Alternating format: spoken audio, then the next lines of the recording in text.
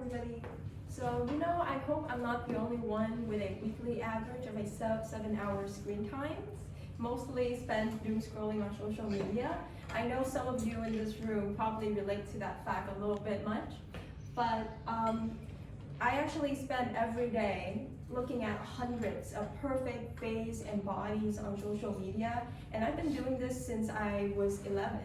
So this got me wondering, do different generations perceive beauty differently? So especially with millennials who also grew up on the internet, but their arrival to social media use is a little bit different. Does those differences in years shape how they view and see beauty differently than us Gen Z?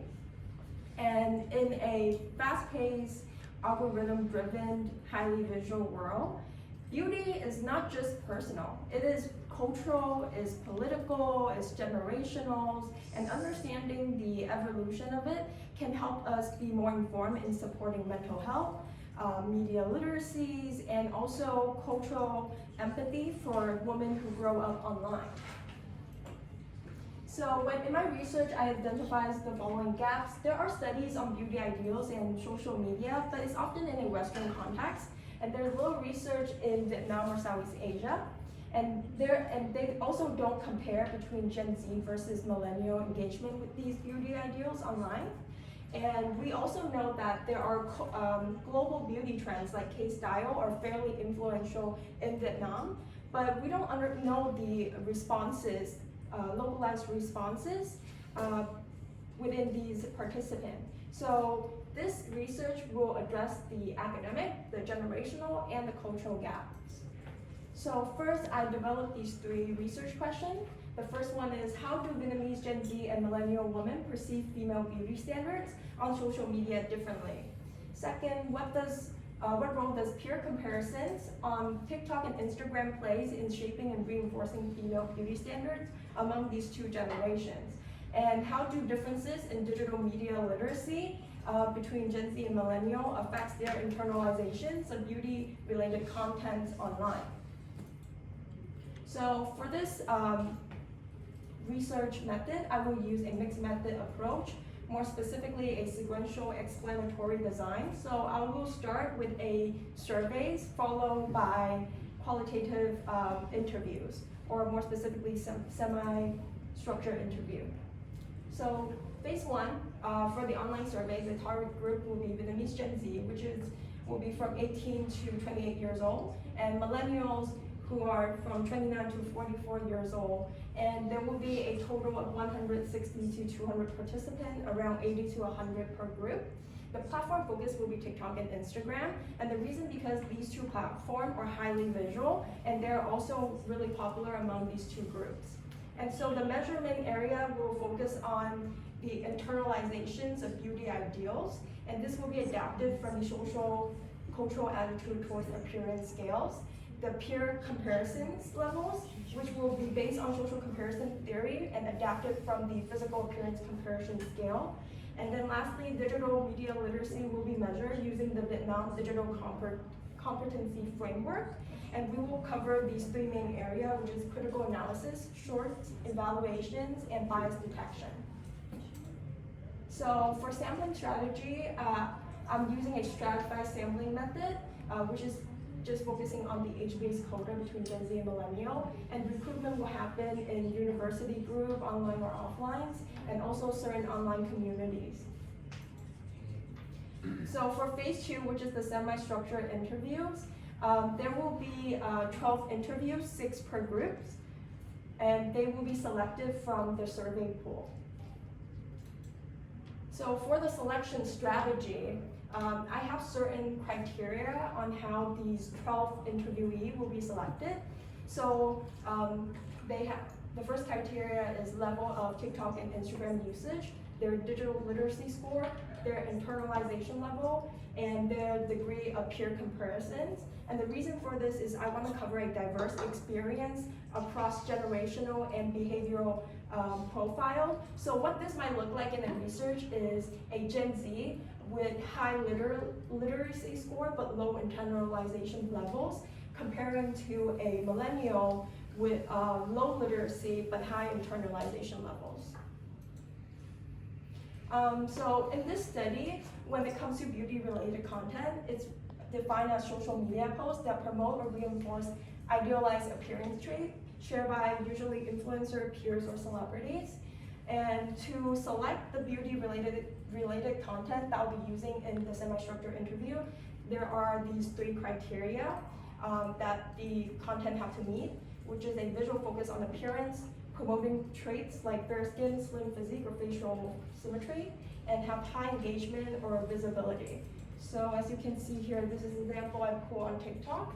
So there are more than 800,000 likes, and it's using trending hashtags like hashtag glow up, and it's showing that the before traits of darker complexion, facial weight, and asymmetry as undesirable, and then the after to be of a slimmer face, lighter complexion, more symmetrical as a more desirable features. So they're meeting those 3 criteria for one of those content. So lastly, for ethical consideration, informed consents, the participant anonymity, and also their mental and emotional well-being will be prioritized. And the interviews will be private, it will be recorded with consent, and the participant can opt out the research at any given time, and they will also be provided information and consent package before they start. And I will also disclose the research findings for the participant after the research is done, after the interview, to ensure that full transparency and respect. And so, quite vulnerably, I think I'm someone who don't like to feel misunderstood, and so I see this project as a quiet bridge between generation for us to make sense of how we make sense of ourselves and the world. And I think by this project is a good first step for us to identify individual quirks, nuances, and differences between each other, so we can see each other more clearly. And it's not just have to be within Gen Z versus millennial, but for other generation as well. And that is the end of my presentation. Thank you.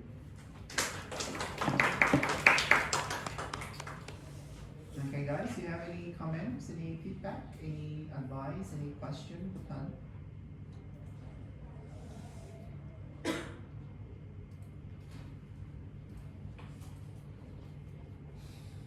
Can I see the 3 research questions you raised now?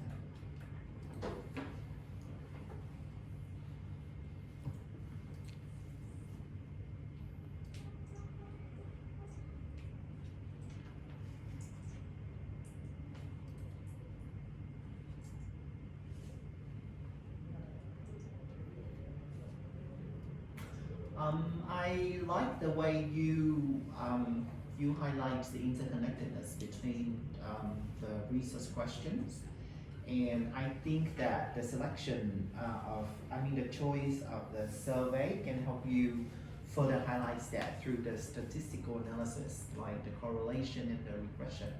But you might need to explore those terms, the statistical analysis a little more in order to highlight your intention by using the survey to answer the research question. What are you going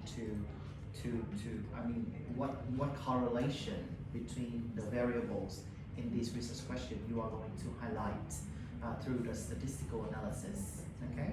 But I think I have a comment, some recommendations here. It seems that you only relied on the self-reports. The participant self-reports in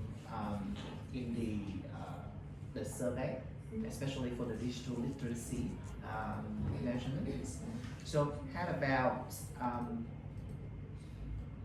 adjust the qualitative methods a bit instead of just the semi-interview? You can think about the scroll back interview or video elicitation interview, where you will select the 6 TikTok videos and 6 Instagram posts. You can combine the post that features Western beauties and also Oriental beauty or Asian beauty to see the difference in the perception of the two generations in those interviews and how are they comparing themselves in those interviews. I think that would give you more insights than just a traditional science structured interview. Okay, so and that would link more to the social media platform, and by doing that, you especially for the scroll back one, you can somehow have some implication about the platform algorithms as well. What show of their feeds? Okay, yeah. Any other comments? Any other questions and feedback, please?